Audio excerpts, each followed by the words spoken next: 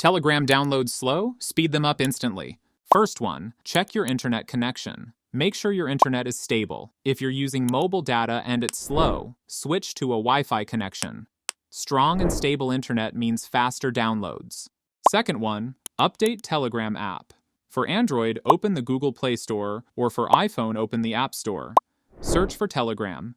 If an update is available, tap Update. The latest version has better speed and bug fixes.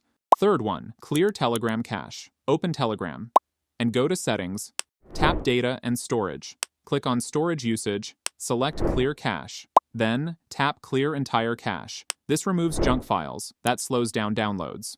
Fourth one, adjust data and storage settings. In Data and Storage, under the Automatic Media Download section, click on Using Mobile Data. Make sure Auto Download Media is enabled. Alternatively, click on Using Wi-Fi. Make sure Auto Download Media is enabled.